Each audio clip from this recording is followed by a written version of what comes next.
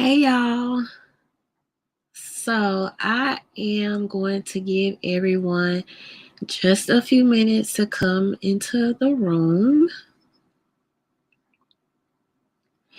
And hopefully everyone is doing well and had a wonderful holiday weekend.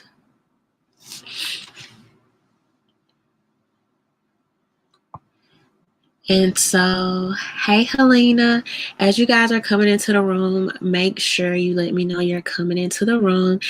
And also, as you're coming into the room, y'all will notice that I don't have my camera on tonight. I am actually a little bit under the weather. And so, but I've also been trying my best to keep my commitment to doing these lives every Tuesday. I know some of y'all, and I thank y'all because y'all are like super supportive and super dope.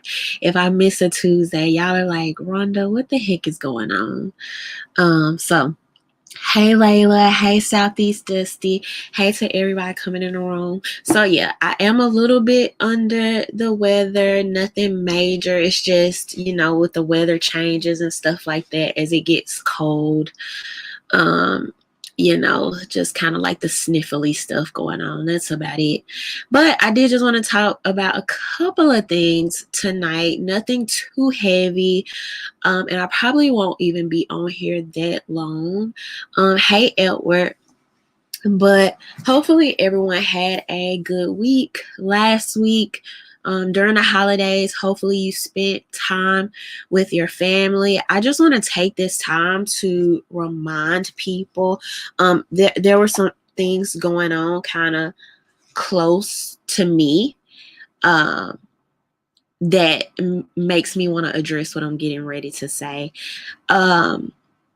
In case y'all don't know, the winter time is already a very heavy time for things like depression increasing, suicide increasing. With less sun, you have people that go through seasonal depression and have those symptoms. And when you turn around and add that on top of the fact that you have millions of people that are currently out of jobs, which, that's devastating. When we're talking about jobs, we're literally talking about how people put food on their table and things like this. So I would like to encourage people to not allow COVID to be using it as an excuse to push away and abandon your family and friends during this time.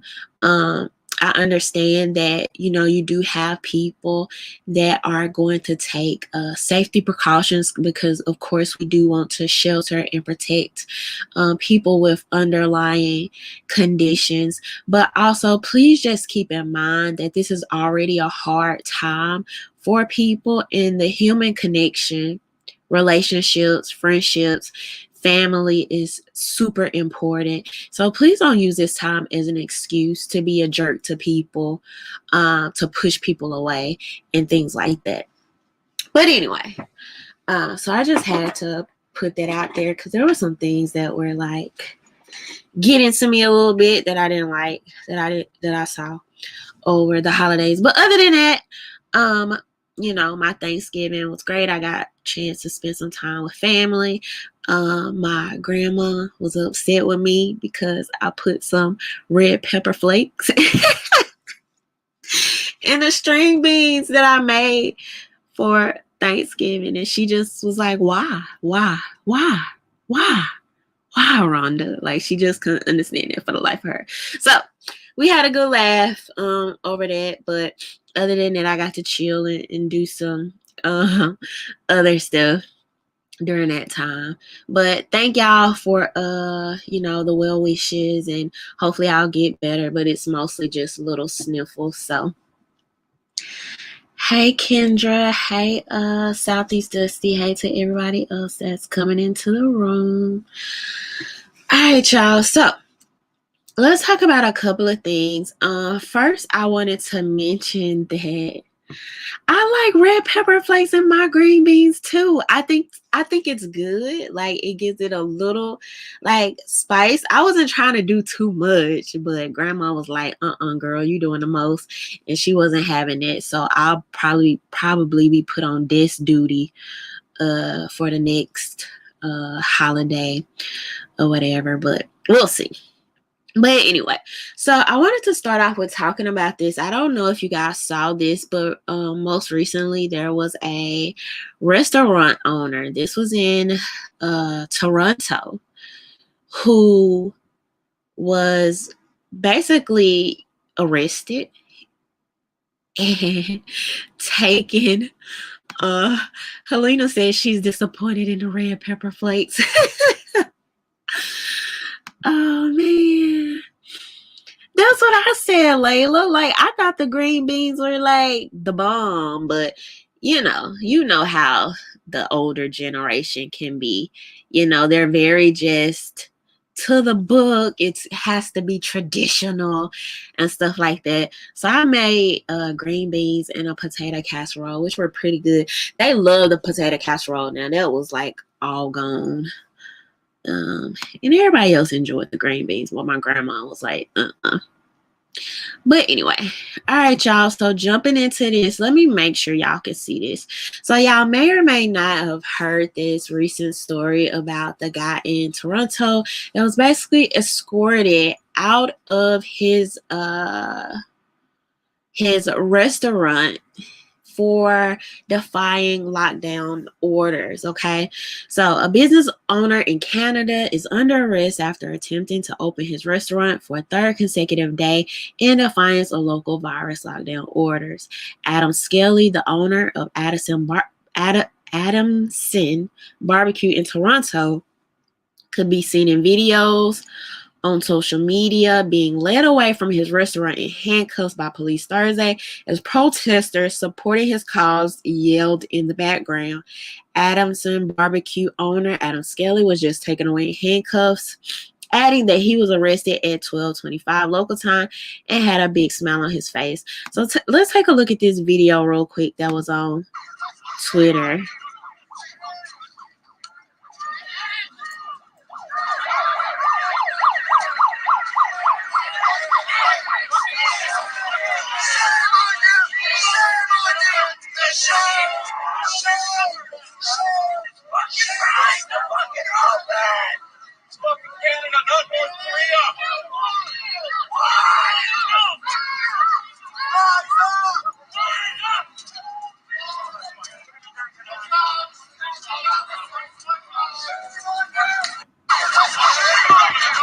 Okay, so y'all see that there's one more video here.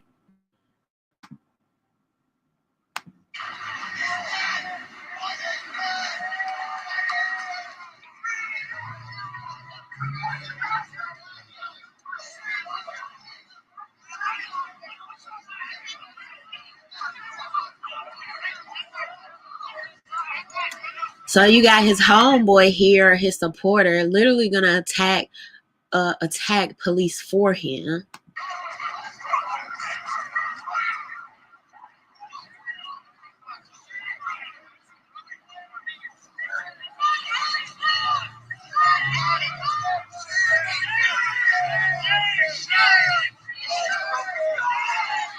So y'all basically, you see what's happening. Police allegedly changed the locks on Skelly's restaurant on Thursday morning after he had opened his restaurant within the previous 2 days, despite a closure under order from the Toronto Department of Health. A very upset owner of Adamson Barbecue arrives at his I don't even know how to say that location now shut down after city staff Toronto police, who locksmiths entered building around 6 a.m. and changed all the locks to prevent indoor dining room from opening for a third straight day, defying lockdown rules. So you have this restaurant owner that was like, look, we've done this. We tried the lockdowns. I'm over it. Okay. One thing that I think is really interesting about this is that how it's really interesting watching uh the media as it's broken down in as it's relational, right? So, for example, here how you will have the American media, act like, America is so horrible, it's the worst place to be, while literally in North Korea, in places like North Korea and I think even France, as people are protesting, they kind of allude to like the freedom and the support of like America and things like this. And then you'll have people in America that talk about how great Canada are, that have never freaking been to Canada, right? But they kind of follow these narratives of how things are presented to us, even in if we look on a smaller scale, if you look at New York City and you have people that actually like literally hate in New York, hate Governor Cuomo, and they hate him in New York. You have a lot of people, not all, okay, but you have a lot of people who don't like them because they see what he does on their local level. But then you have this kind of national media that basically makes a hero out of him, says, oh, his COVID response is so awesome, we should give him this Emmy award and things like this. And I just think it's really super interesting when we break down the media in these different facets. And it's like, okay, what's the truth, right? Like, even do y'all remember? I remember pointing this out because I was like, this is so crazy. How when the lockdowns were first happening here and you had a lot of protesters that were coming out against the lockdowns, and the media was trying to paint it as, oh my God, all the racist white people just want haircuts. But if you were actually looking at some of the news that was going on in different places in Africa at the time, I can't remember the particular countries, but I do remember this going on in Africa, and I posted it on my Instagram several months back if anybody wants to verify this. But you had people in Africa literally also protesting the lockdowns, right? But why can't they let us know that on a large scale? It's because the news is always creating these narratives, right? They create, the heroes and the villains. They help create the winners and the losers. They help create the good and the evil. They continue to paint these pictures and these narratives that are not always true. And a lot of times it's very, relational to where you are and the ideas that they want you to have. And for me to just see this from a different perspective, especially as I'm looking at like these different areas and how they're handling the lockdowns, the different protests that are coming out of some of these countries and the things that are going on. It's like, wow, like the more you see it and what they're doing, you can't unsee it. Also, I noticed that, and I said this early on as well, I knew going into this time, it was going to be interesting to watch people who, any other time were super back the blue. They're just doing their job. One thing, Helena can attest to this in the comments. I'm super big about keep that same energy. Keep that same energy, right? So when I explain to people that the police are literally the hitmen for your mayors and your governors, if you have a crappy mayor or a governor, that is going to be reflected in the actual policing. So when people are mad at the police, and then some people, and you're probably even getting ready, you're queuing up your fingers now to say it in the comments, right? Well, that's in democratic cities, blah, blah, blah. Then if that's the case, if you really believe that, then allow people to address the officers that are working behalf on some of these corrupt mayors and governors. And we're going to go into it a little bit tonight, because we're going to talk about Rahm Emanuel as well. And so this is kind of tied into that. Because of some of the things that were going on in, Chicago and stuff like that. And y'all will see as I get into that a little bit in a second here. But I think these conversations need to be a little bit more holistic, right? If a police officer, law enforcement is just doing his job, then he's just doing his job. Because now I don't give a crap whether it's in, Canada or whether it's here. If these are the orders that are being passed down and these police officers are just doing that, where do we hold them to some freaking standard? The type of person I am, it's certain jobs that I would not take because I just don't agree with the work, or even sometimes certain areas of the work they do. Okay. It's some things that I've been on certain jobs, I've seen other people partake in, do that I thought, may have been malicious. It could have been negative. It could have been immoral. And I'm like, I'm not partaking in that. So at what point do people take a stand on those things? And then also, what's the freaking crossover? Who gets to say when civil disobedience is okay and when it's not? When are all of these laws, not just when it affects your little cute community, right? Your suburb, your small business, but even when these overreaching laws, mandates, orders, whatever you want to call it, when these overreaching things are being implemented, when is enough enough? And who gets to decide, oh, well, that doesn't count as a moral cause because it doesn't affect me, right?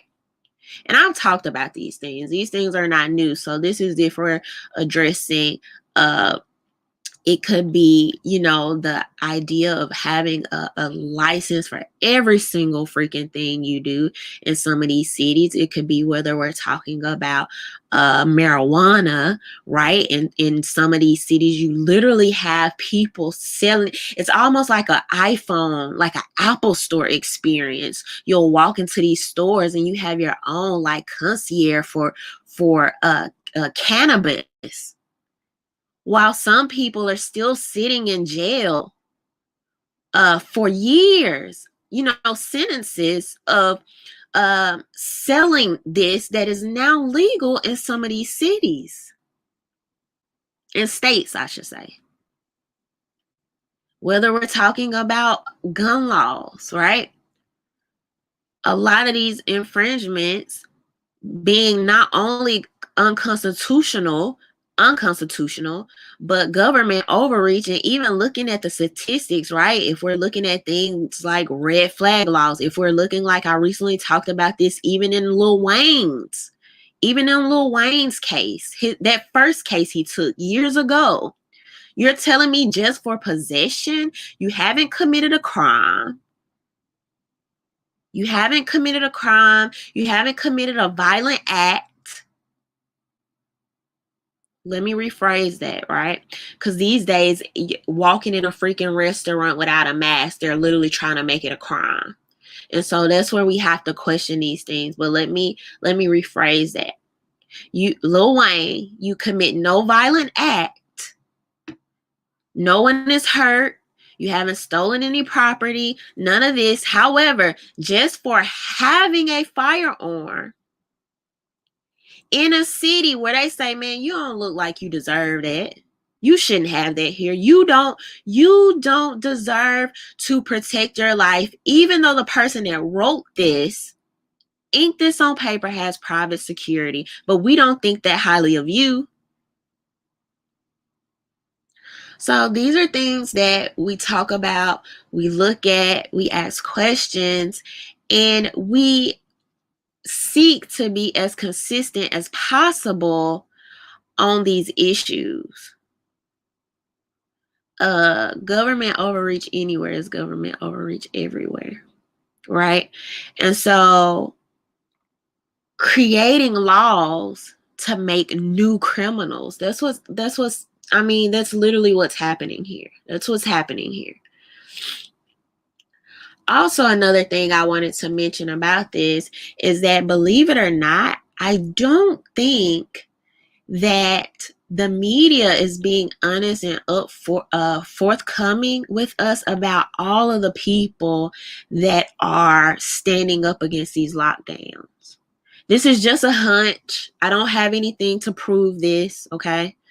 This is just, but something in me is telling me not only do they want to make an example of the few people that they're showing, being arrested, being fined, and things like this for opening during these lockdowns, but something in me is telling me that they're not even showing us all of the people that are resisting, that are opening up their businesses, because I don't think they want this to catch on. I don't think they want people to get any bright ideas. I don't think they want people to know that this is more popular than they would have you to believe.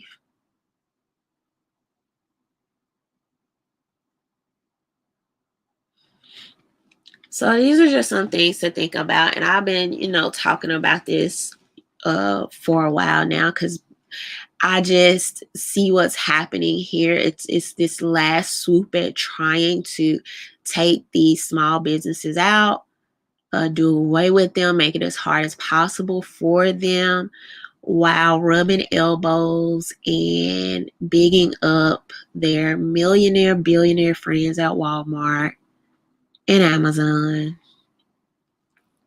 So that's what we see happening here. But I just wanted to mention that and use that as a little segue. But let's go into this video that I wanted to do. I actually wanted to do last week, but I got caught up. I told you I was going to do it last week, but I got caught up cleaning and cooking and all that other stuff. But I wanted to show y'all the level of disrespect that the media has for people, particularly Black people. And I'm going to tell you why it's particularly Black people in a second. It's a reason why I say that. I'm not just saying it for no reason. Because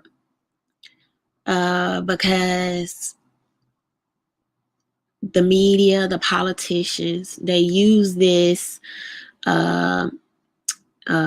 Black people have to save the country, Black women are the backbone of the Democratic Party. They use all this to sail into the 2020 presidential races. But as soon as you're a dissenting voice, as soon as you go off the cue card, as soon as you go off their talking points, they don't give a crap. They don't give a crap. They do not care. It is only about, I won't say only, y'all, but I have a lot of examples of it only being used for tokenization, not being used for substance. Does diversity in skin tone really matter when there's no diversity in thought? I mean, really? If you can't say what you mean, especially as regards to your own community and benefiting yourself, what the heck does it matter what I look like? And so this is what I be trying to tell people. I'll show y'all the video here, but this is what I try to remind people. Maybe I'm the problem child. I don't know. People get so bothered. I always show y'all though. I show y'all the stuff on video. I don't make it up. So let's take a look at this. So Jamal Bowman was on CNN. I think this was like last week sometime, because I was supposed to do the video like last Wednesday, but time got away from me. But CNN cuts him off because they don't like what he's saying. They don't like what he's saying. Let's take a look at this.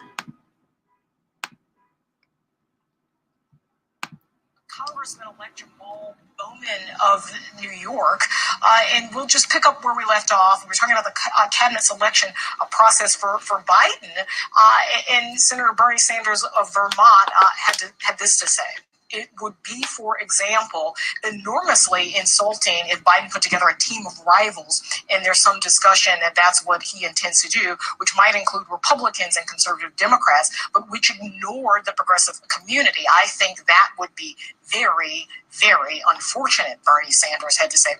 So based on Biden's elections so far, do you see anyone that's progressive enough for you? Well, first, let me say off the top, thank you so much for having me. When I hear names like RhondaMary being floated as part of Biden's cabinet, considering the fact that he covered up the murder of Laquan McDonald in Chicago, considering the fact that he closed over 50 elementary schools and 30 mental health institutions, it's incredibly alarming. Whoop! Think we lost you. So we lost the congressman-elect there. Sorry about that. We'll try to bring him back at some other point. Up next, the color of the coronavirus. Let me play this again because she couldn't even act that out right.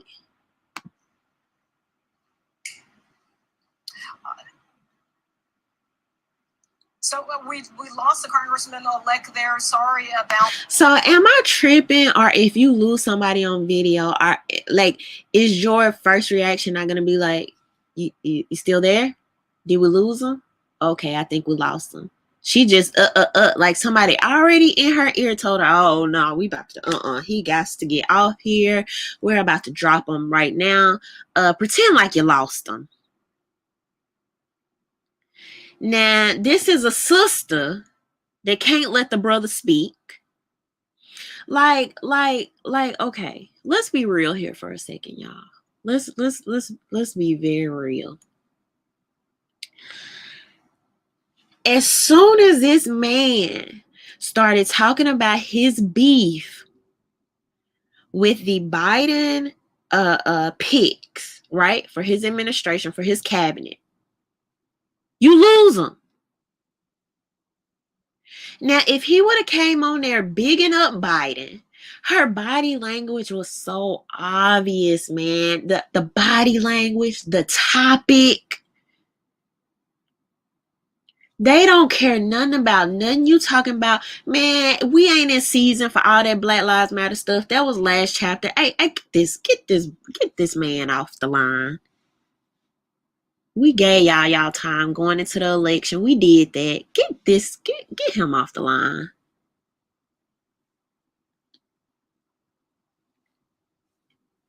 So as long as you're bigging up the administration, as long as you're on cue, as long as you're talking from their talking point, and you look the part, they're all with it. They're super supportive. Oh, come on.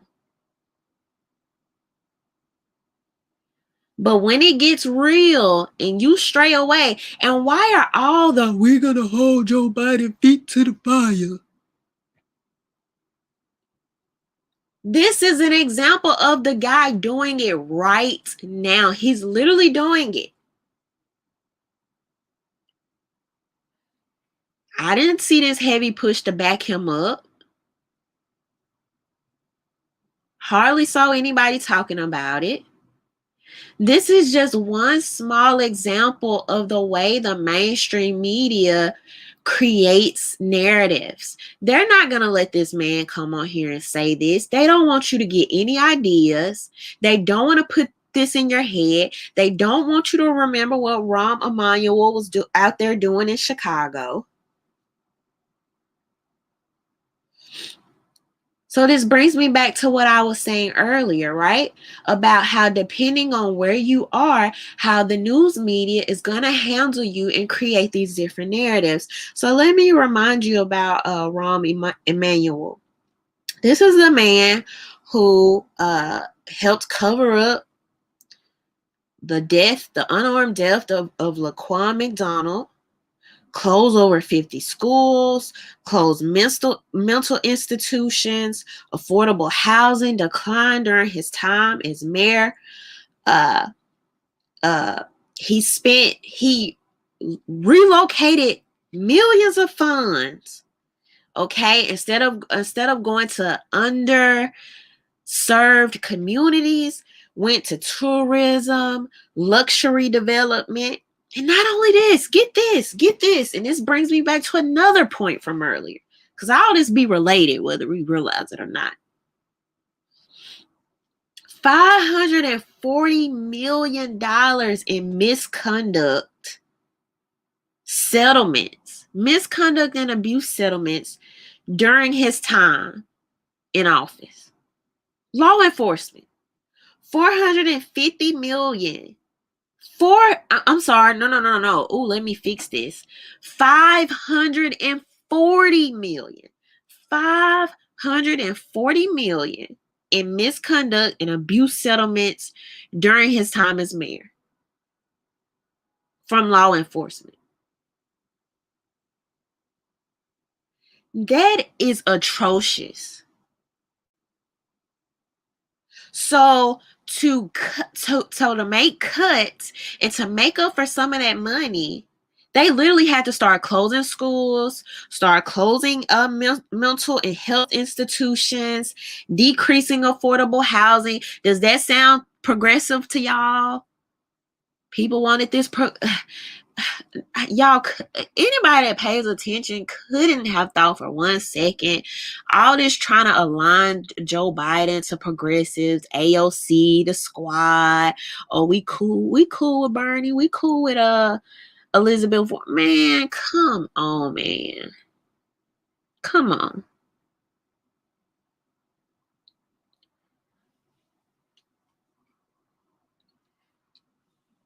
This is happening under Rahm Emanuel while he's working as the mayor.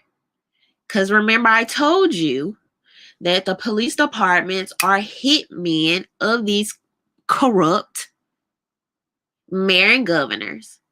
And then instead of people coming out and saying, hey, these police are an extension of these corrupt mayor and governors, oh, them blue line, blah, blah, blah. No, let's call it what it is.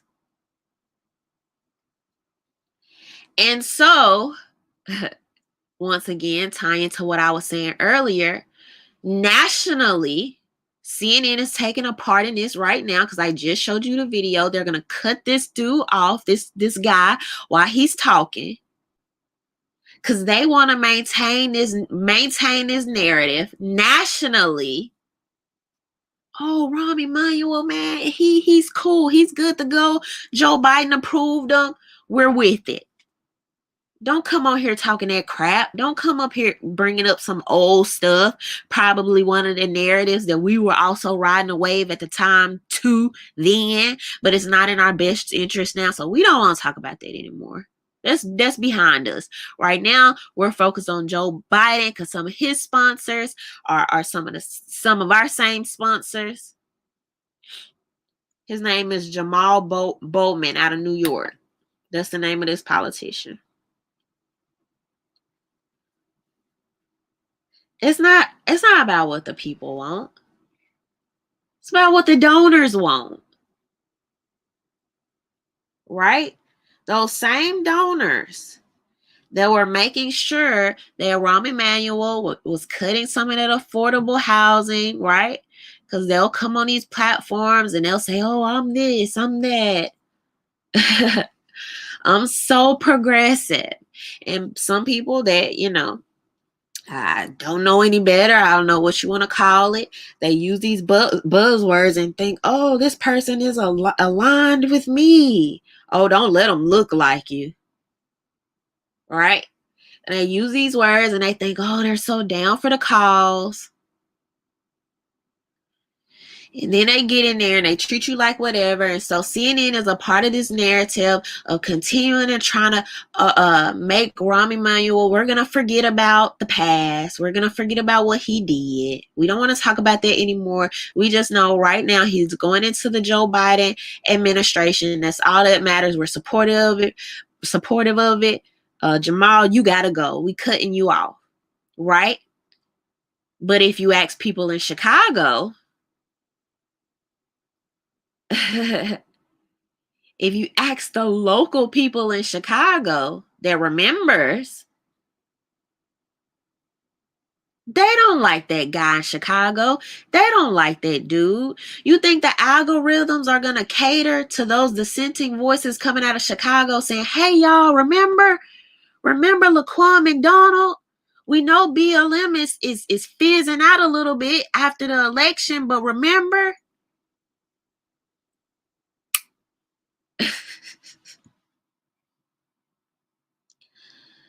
So you had the politicians that works with the news media, that works with all of these people, all of these entities, the algorithms, the politicians, the news medias. They are sponsored. Their donors are some of the same. They're the same people. And not only that, get this. Some of their donors and sponsors are the same people that some of y'all been calling essential. See, I'm really about to mess with your head now. The progressives, y'all can't see me doing air quotes right now. The progressives. Oh man. Like that support or started supporting, right? Or don't continue to speak out against some of these same people when you find out they're corrupt, they're lying to you. Then it's, oh, well, we'll just vote the lesser of evil. Then you vote the lesser of evil. And how is that not a slap in the face? Laquan McDonald was a big deal. That was a big deal. You telling me all these other freaking politicians and you couldn't find somebody with a little bit more clean of a background than that?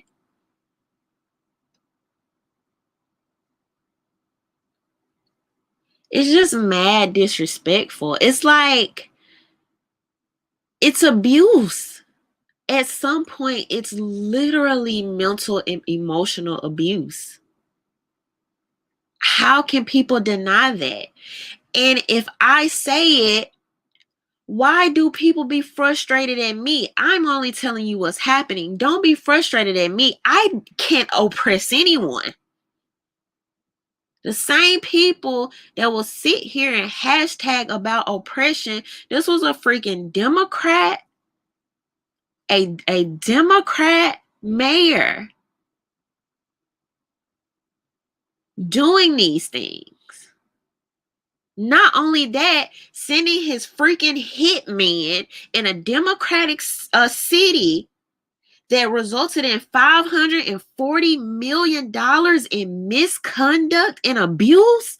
I thought y'all was Black Lives Matter. I thought y'all was abolish the police and all this other stuff. All I asked was for consistency. That's it.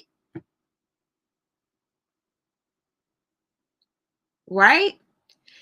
And not only that, an even further slap in the face, he's clearly, we're looking at the record, he clearly ain't good with money and funds. When you have to close all that schools to cover up abuse and misconduct, so you short our children.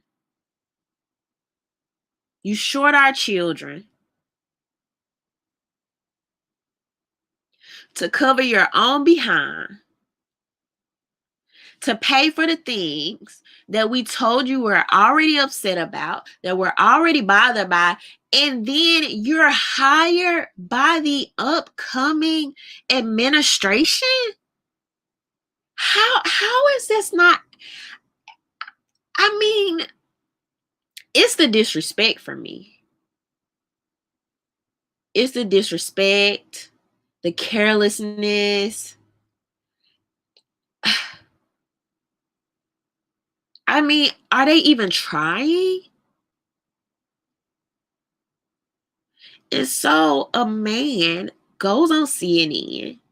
He talks about this, and they cut him off while trying to remind y'all about this and tell you how much of a slap in the face it is.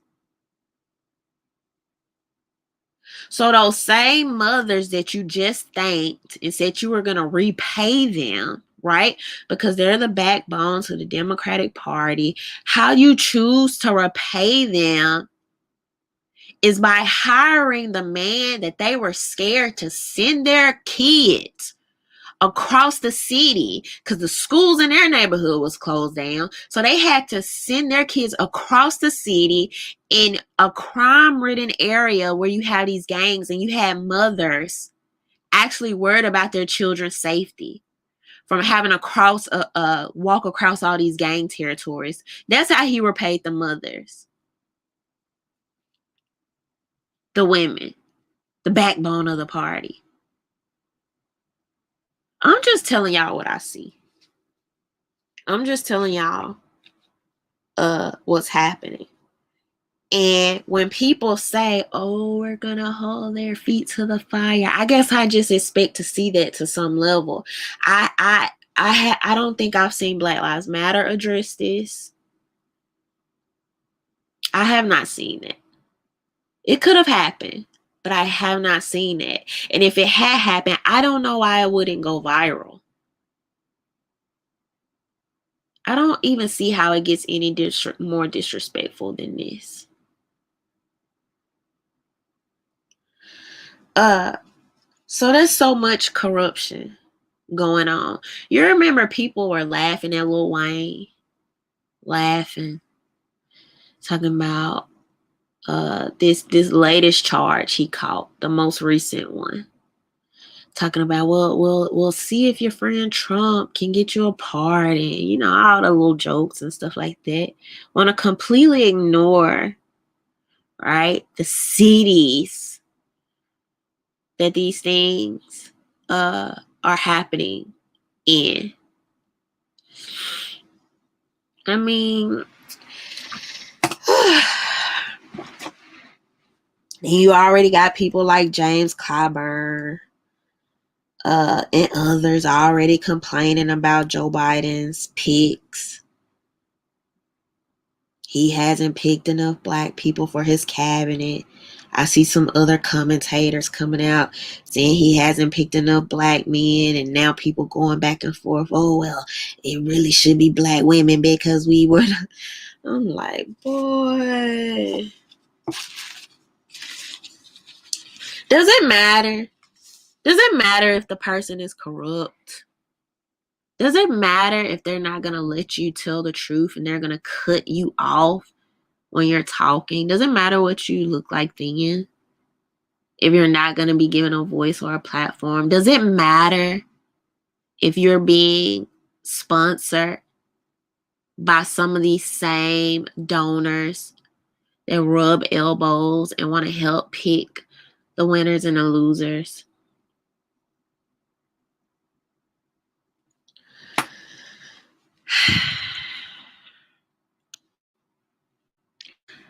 I mean, you know. So that's unfortunate. And I was like, that's crazy to just cut this man off and pretend. And then you didn't even do it well, right? I think we lost him. Yeah, I bet you did. I bet you did. Because you want to continue. It's not about the truth. It's not about the truth. It's not about the truth. It's not about what's happened recently. It's not about historical context. It's not about any of that. It's all about a narrative. I just can't get with that, man. I can't rock with it. And when I see those things, I just try to point it out to people. That's all. So you'll know what you're up against. Politicians are not my friends. Neither are law enforcement, honestly. I believe these people are hired to do a job. And when they don't do those things correctly, we should speak on them regardless of the values or the colors they pretend to subscribe to. Thank you, Go Saints, for the super chat. Thank you so much. So that's that. We'll see what happens as Joe Biden continues to make his picks and what people are saying. But that particular one stood out to me because I think it's completely ironic how like disrespectful it is. And I can't ignore that. Like, I can't ignore that. And it's no way nobody can convince me that he couldn't have picked anybody else for that role. Like, you can't convince me of that. All right. Anyway, so I'm gonna give y'all a few more minutes. Like I said, as some people were entering, I'm a little under the weather today, and that's why I didn't have my camera on. Just a little sniffly. But anyway, so I see that a lot of you have been talking about the Dallas, this restaurant owner in Dallas, who this video has recently went viral. And I just think it's kind of funny. So we're gonna briefly talk about it, y'all. So let me get this article pulled up. Dallas restaurant owner, this is according to Complex. Dallas restaurant owner faces criticism after anti-twerking video goes viral. The True Kitchen and Cocktails restaurant in Dallas has come under fire after a video shows the owner of the restaurant kicking out guests for twerking. Instead of approaching the customers and asking them to leave, the man in the video can be seen launching into an anti-twerking rant in which he told the guests to get the F out of my restaurant. So we're going to actually watch the video, which is here. Let's watch the video first, and we'll finish reading this. I invested a lot of money into buying this building, into developing this concept, so black people can have somewhere nice to go to, okay? Somewhere where we can feel good about ourselves as a... Come on! Stop the music, please! Somewhere where our people can feel good about ourselves as a culture, okay? No, real talk. And so all this twerking and shit, take it to Prime, take it to Pink, don't bring it here because we're a restaurant. And so beyond that, 75% of my customers are ladies. And I'm on being to show respect for themselves for how they carry themselves here. So how can I tell the men to respect themselves and you guys are twerking on glass here? If you want to do it, get the fuck out of my restaurant. Because I did it for our people and I did it for our culture. So don't do it again. I don't want to hear it. If you don't like it, get out because I don't need your money. I need to provide something for my people. And don't do it again. Thank you.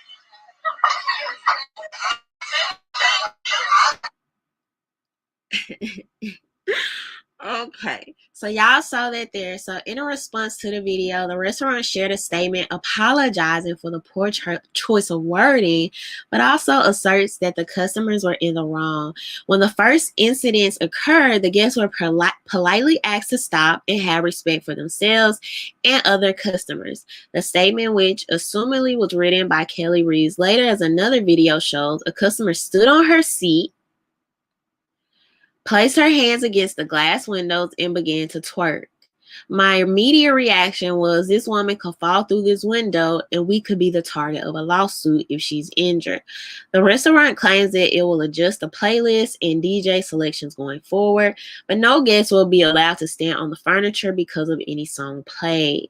The statement also continues to criticize twerking, which seems unnecessary. As for twerking being a part of our culture, we do not welcome the part of the culture that will come into a restaurant, stand on furniture, and twerk while using culture as an excuse, the statement adds.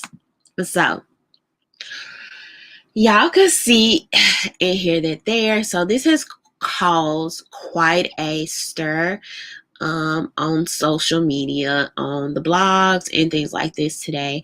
And I briefly did want to address this. Now, granted, I'm the type of person, I don't really care for being spoken to like a child. Like, I'm not your child. You're not going to talk to me any kind of way.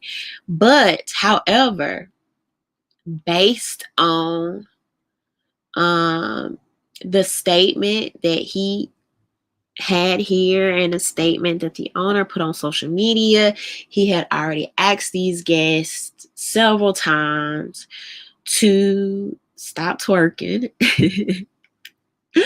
He had already asked the guests several times to stop twerking, and obviously they wouldn't do that. Okay.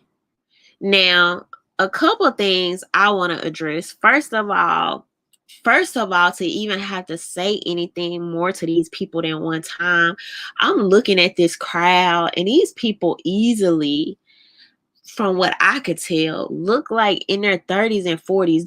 These do not look like college students. I'm gonna just put it like that. These don't look like college students. These don't look like teenagers. These look like grown women. All right. And so for somebody to set a standard or ask you to have some level of decorum, especially in their establishment, I don't see anything wrong with that, especially when I asked you several times. Okay. Not only that, even the spiel about wanting to have something nice. So this is something that is funny. This video comes out because even here recently, I've been talking about friends about the fact that in a lot of Black communities, oftentimes, you'll have the fish spot, the chicken spot, you'll have the burger joint. And what I'm talking about is like local owned businesses, right? You'll have several of those. Even as I'm traveling, you'll have several of those. But oftentimes you're way more hard pressed to find nicer, kind of more upscale, dine-in eateries. Okay. And so when you have people that are trying to make those available, and I recently talked to my mom, this was a couple of weeks ago, because we were supporting a spot that's kind of close to where my folks live. And I had never been there before. And I just went, I ordered my parents some food. And I just went to pick up the food. And that was around my mom's birthday, actually. Yep, I ordered her lunch for her birthday. So I went to pick up the food and I brought it to her for her lunch. And I didn't know that this restaurant looked like nice inside. Like I just had no clue. And I'm like, I want y'all to support this spot more, because when people are going to invest in your community, like, and part of that is a marketing issue too. Because you got to let people know when you bring in different stuff in, you really got to be boots on the ground, word of mouth and stuff like that. But I was just telling my mom, I was like, just please be mindful of supporting these local businesses, particularly in a time like this, and particularly when they're trying to bring nice things to your community that's just not typically, it's just not there, and especially not locally owned, right? And so you do absolutely have some people that come into things thinking there's a need for this. We haven't had this. Let me be the one to bring this. You have people mad at this man, berating him, right? For what reason? You have a grown person. This is not a club. You have a grown person standing on the furniture, up against a window, dancing in the middle of a restaurant where you eat food.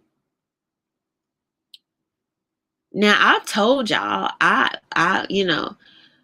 not here recently. I've been chilling, and I'm sure everybody has because of COVID. But, I've had fun times with my friends. and those fun times are going to be, it's based on the location. The location is going to matter, right? So if you're at church or school or a restaurant or a bar or a club, all of those situations are going to be different. It could be from how you dress, to how you talk, to how you dance or entertain yourself, or whatever the case may be.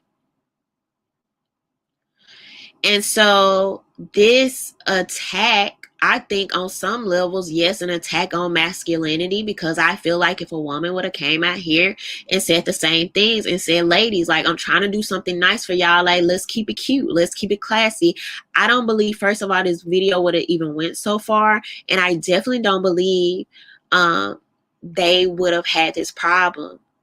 But for some reason, when you have men with any level of standard that goes against popular culture,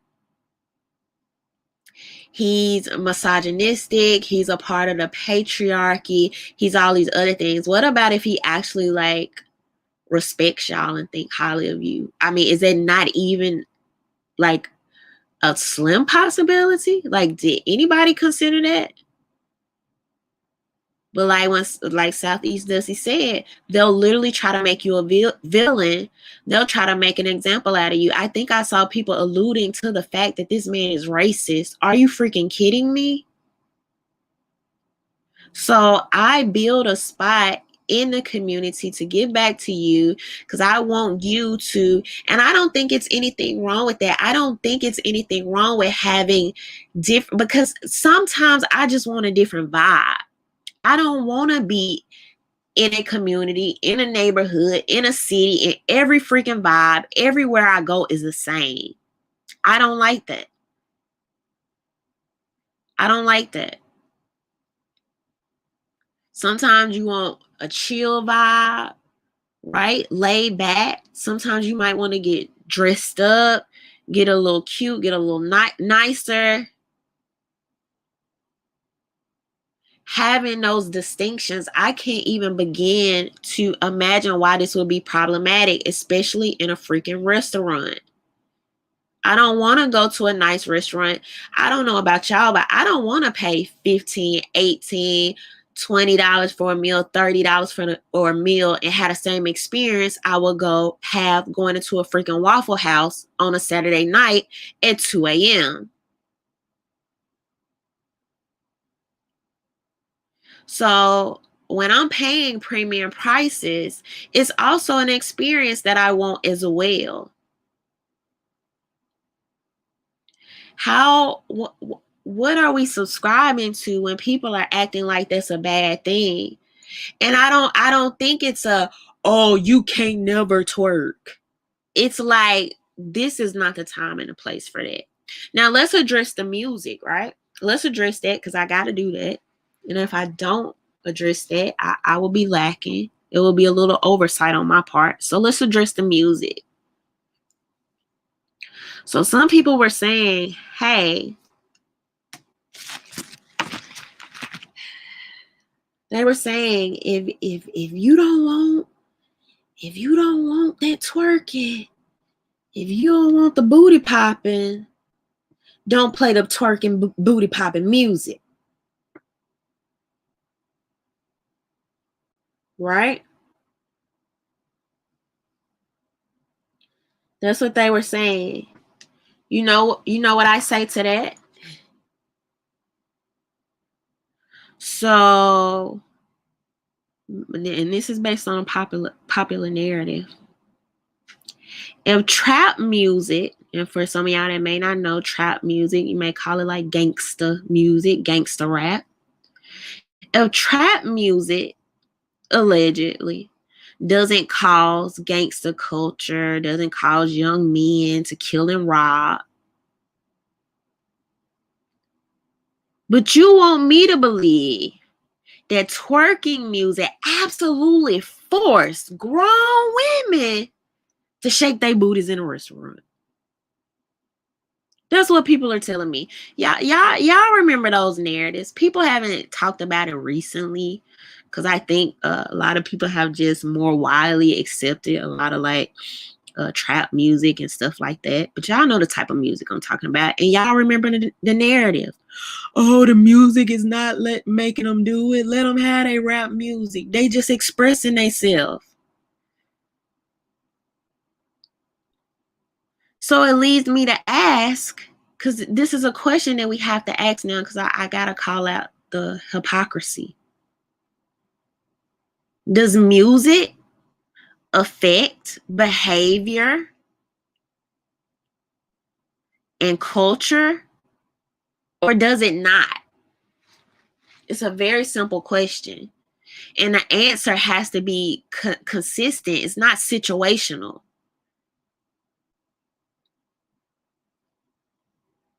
Either music has a great wide-reaching effect on people and their bodies and their mentalities. If you just sitting in a chair and all of a sudden the booty just starts shaking and you can't quite contain yourself because the music made you do it, right?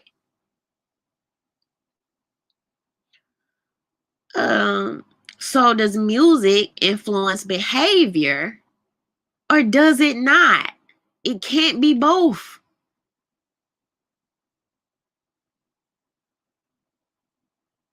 It can't be both. And I would be willing to bet that younger people are actually more susceptible to the messaging in music than these grown looking like 30 to 40-year-old women sitting up here.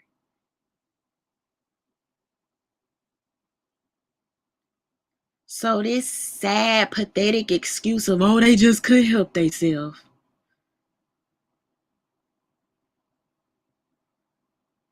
They just couldn't help it. The music just moved. It just vibrated up through their bodies and their limbs, and then the booty just took off twerking.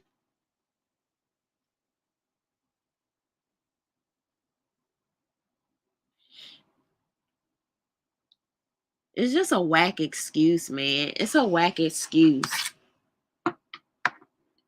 It's a whack excuse.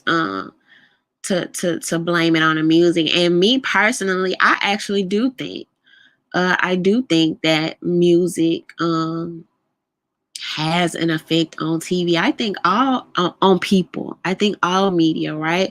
Whether we're talking about movies, music, things we read, especially when you are reading or listening to these things often, I absolutely think these things can affect you to some level. But to remove any level of personal responsibility, that sounds like a music you need to probably get rid of or you need to limit if it's gonna have you just doing stuff in places where like they don't even go together, they don't even match.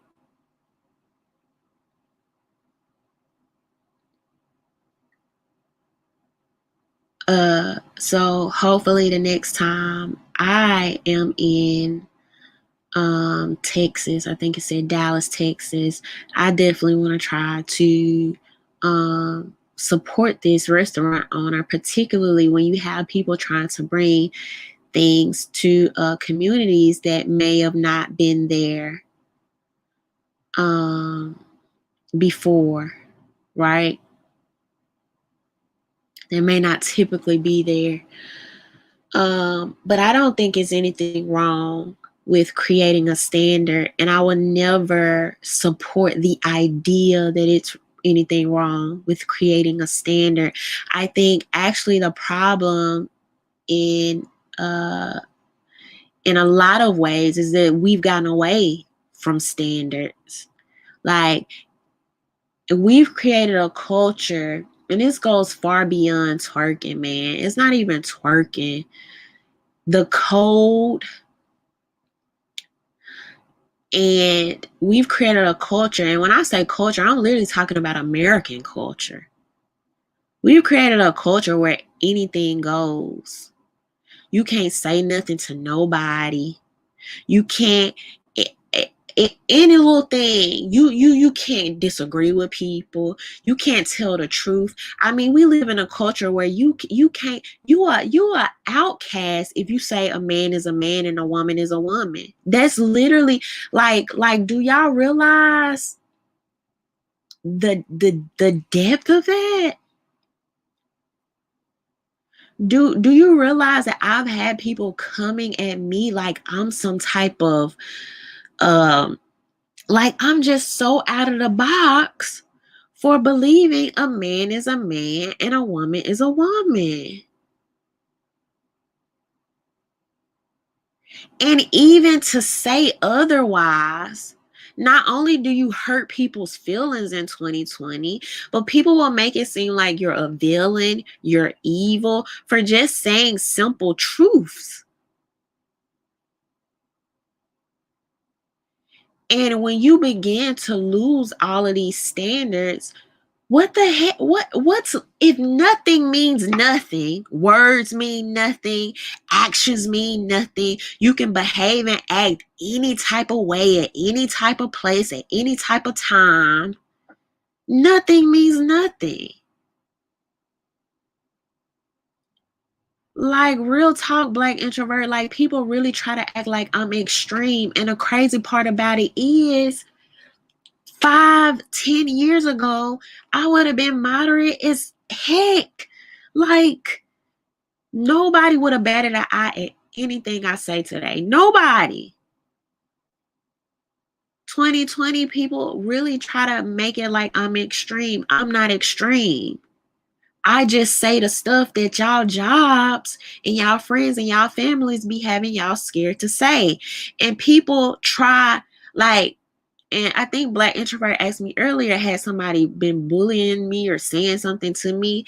It's crazy because when I talk to people behind closed doors or in just regular situations, people be super chill. Like nobody bat an eye at any of the stuff I say.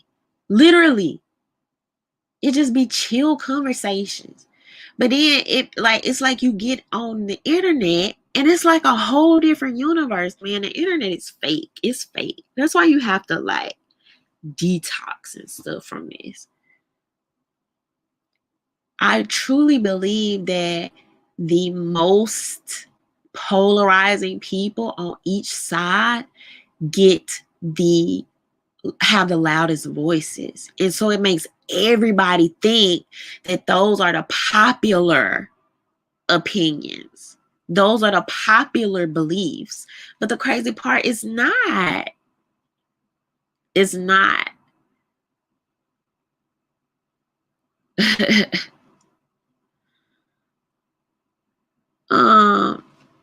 So man, I don't see anything wrong with this young man creating and having standards. I mean, could we sit here and argue about semantics, tone?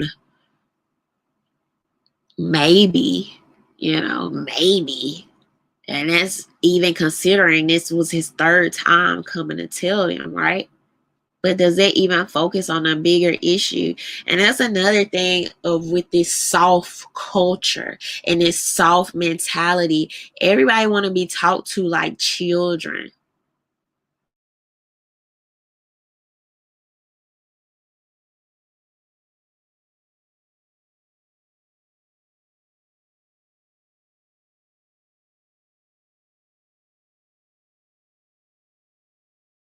Like I could be pretty stern. Like sometimes I'll just say what I mean and I don't really like mince or try to cutesy up my words to fit a certain demographic or to cater to people's feelings, right? Like it doesn't matter what I'm talking about. I'm the same person in every room. I don't change to try to fit people or mold my message, or I don't do that, right? And so some people can't handle that. They're used to being catered to being baby. But one thing about me, I'm not going to disrespect you. I may be stern, but I'm not going to disrespect you. I'll tell you how I feel, but I'm not going to like call you names. I'm not going to go out of my way to like talk down on you or these other things. But I'll be straightforward. And we're creating a culture of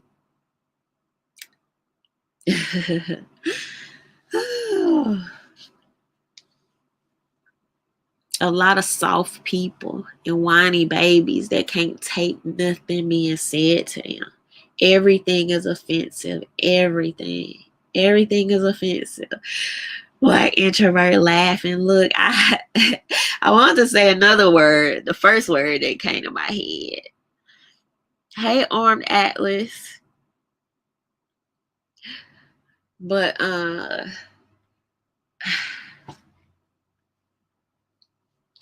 that's one thing you have to teach the kids as well. I feel like, you know, sometimes a message may be stern, but look for the substance. Look for the substance in the actual message. Look at what's being said. And sometimes just, what they say, take the meat and leave the bone.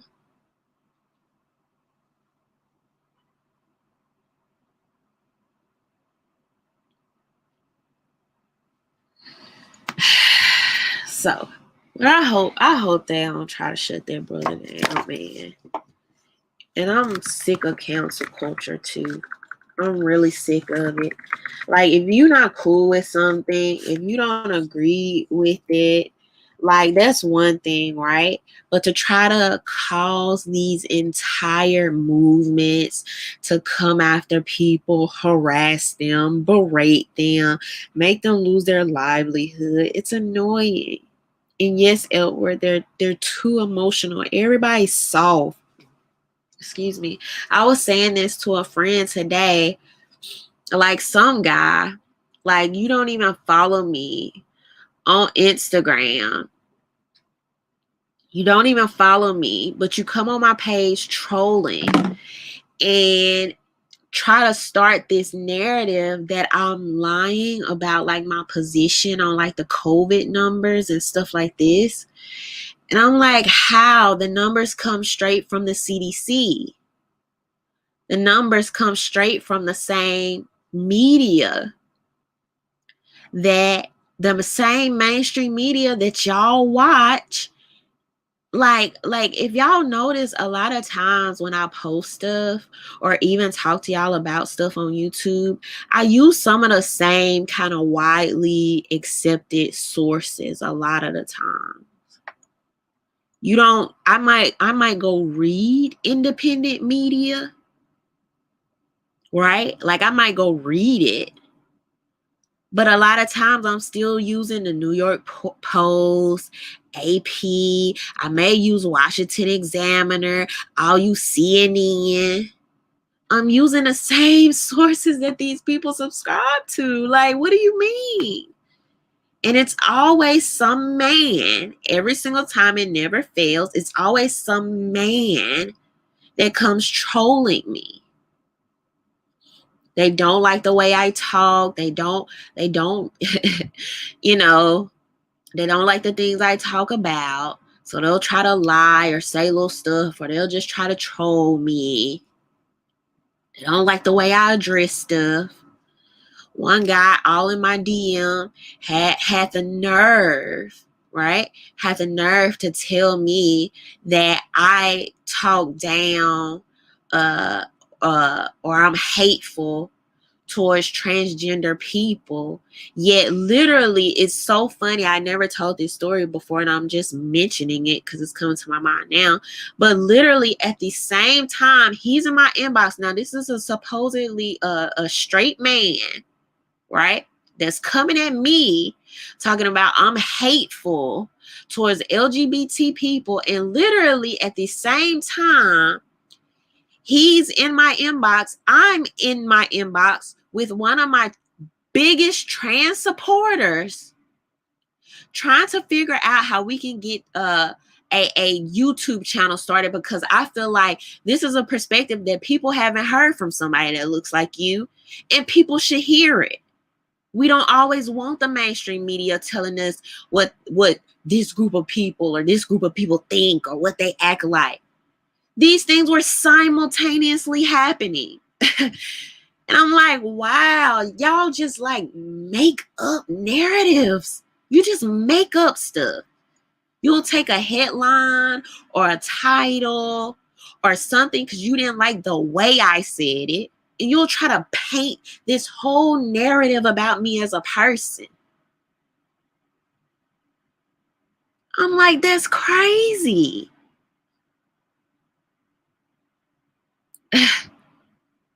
So if they'll do it to me, a person that regularly not even talks to y'all, but I literally talk through stuff with y'all as I'm learning, as my beliefs and my opinions grow or widen or deepen, right? Because I'm still learning a lot of stuff too. But people will create these whole narratives about me off a freaking title, right? Or one thing I said. And now I'm all these, I don't know. What's the main words? Misogynistic, racist,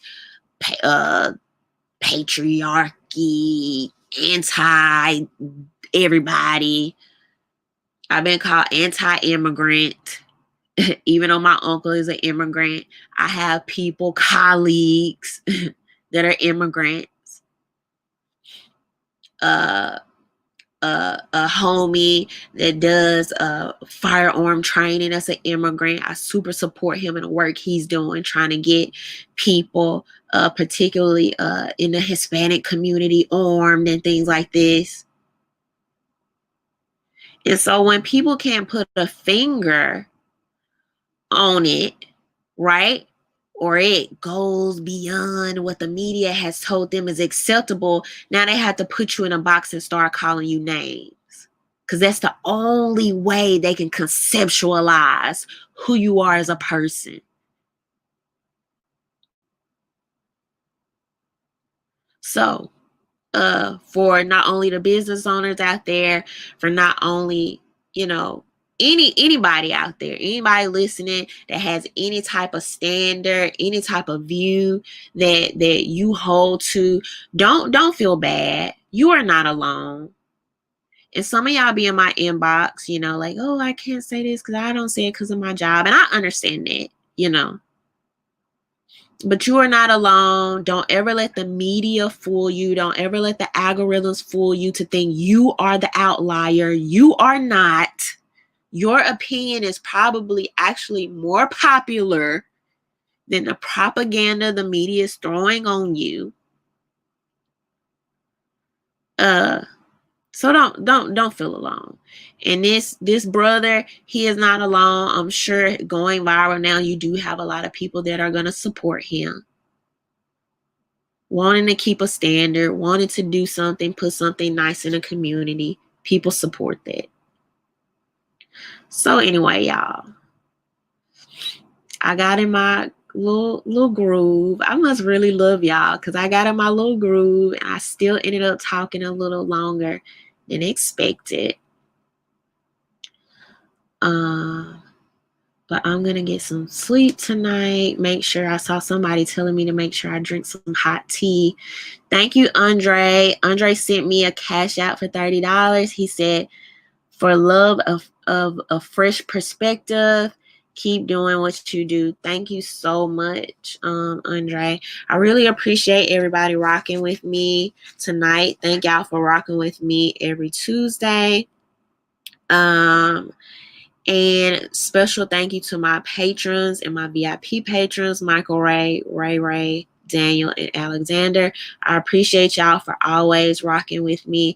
If you would like to purchase a t-shirt or a mug, the link for those below is down in the description box. And I just want to say this real quick, is that I just want to let y'all know to, if you're new to this channel, please hit the thumbs up and please subscribe. But to my regular supporters, I want y'all to know that I really appreciate y'all. I thank y'all for rocking with me, for not always agreeing with everything I say, because I know y'all don't, and it's normal, and it's as it should be. If you agree with everything I said, you would be me, and you're not me. But I appreciate y'all for giving me the opportunity to talk to y'all and share with y'all, and sometimes bring a different perspective. And so I appreciate the people that have been with me on this journey. I appreciate all the Patreons, the super chats, the cash outs, for anybody that has bought any merchandise. This is a season for thankfulness, and it's not the only time I'm thankful, but I just want to make sure that I'm reminding y'all, and I never take it for granted, even if I'm not constantly saying it. So, but all right, y'all, thank y'all so much, and y'all have a good night, and we will be talking soon. Bye.